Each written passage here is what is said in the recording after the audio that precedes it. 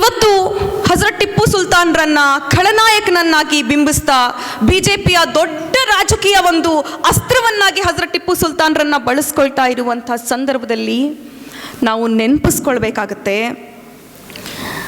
ಹಜರತ್ ಟಿಪ್ಪು ಸುಲ್ತಾನ್ ಯಾವುದೇ ಕಾರಣಕ್ಕೂ ಹಿಂದೂಗಳ ವಿರೋಧಿ ಆಗಿರಲಿಲ್ಲ.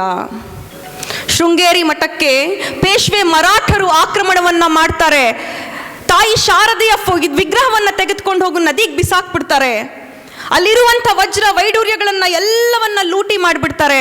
ಆ ಸಂದರ್ಭದಲ್ಲಿ ಅಲ್ಲಿ ಸ್ವಾಮೀಜಿಗಳು ಹಜರತ್ ಟಿಪ್ಪು ಸುಲ್ತಾನ್ರಿಗೆ ಒಂದು ಪತ್ರವನ್ನು ಬರೀತಾರೆ. ನೋಡಿ ರಾಜರೇ, ನಮ್ಮ ಇಡೀ ದೇವಾಲಯವನ್ನು ಪೇಶ್ವೆ ಮರಾಠರು ಲೂಟಿ ಹೊಡೆದು ಬಿಟ್ಟಿದ್ದಾರೆ. ನನಗೆ ತುಂಬ ಭಯ ಆಗ್ತಾ ಇದೆ, ಆತಂಕ ಆಗ್ತಾ ಇದೆ. ಹಾಗಾಗಿ ನಾನು ಹೋಗಿ ಔತ್ಕೊಂಡಿದ್ದೀನಿ, ಏನು ಮಾಡಬೇಕು ಅಂತ ದಿಕ್ಕು ತೋಚ್ತಿಲ್ಲ ಅಂತ ಪತ್ರವನ್ನು ಬರೀತಾರೆ. ಆಗ ಹಜರತ್ ಟಿಪ್ಪು ಸುಲ್ತಾನ್ರವರು ಬೆಳ್ಳಿಯ ಪಲ್ಲಕ್ಕಿಯನ್ನು ಕಳಿಸಿ ಅಲ್ಲಿಯ ಸ್ವಾಮೀಜಿಗಳನ್ನು ವಾಪಸ್ ಕರ್ಕೊಂಡು ಬರ್ತಾರೆ.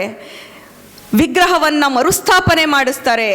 ಜೋಡಿ ಪಲ್ಲಕ್ಕಿಗಳನ್ನು ಕೊಡ್ತಾರೆ, ಜೋಡಿ ಶಾಲುಗಳನ್ನು ಕೊಡ್ತಾರೆ. ಆ ಇಡೀ ದೇವಸ್ಥಾನದ ಜೀರ್ಣೋದ್ಧಾರವನ್ನು ಮಾಡಿದಂಥ ಟಿಪ್ಪು ದೇಶಭಕ್ತನ, ಹಿಂದೂ ವಿರೋಧಿನ ಅನ್ನೋದನ್ನು ನಾವು ನಿರ್ಧಾರ ಮಾಡಬೇಕಾಗತ್ತೆ.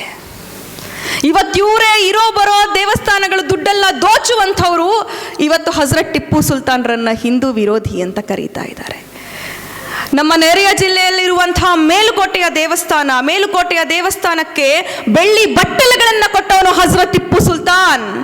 ನಂಜನಗೂಡಿನ ದೇವಸ್ಥಾನಕ್ಕೆ ಆನೆಗಳನ್ನ ಕೊಟ್ಟವರು, ವಜ್ರವನ್ನ ಕೊಟ್ಟವರು ಯಾರು ಅಂತ ಹೇಳಿದ್ರೆ ಅದು ಹಜರತ್ ಟಿಪ್ಪು ಸುಲ್ತಾನ್.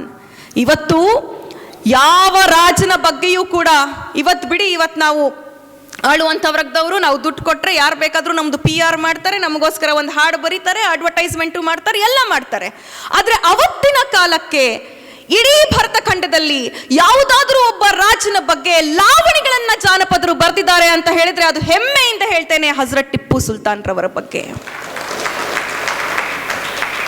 ಬೆಂಗಳೂರು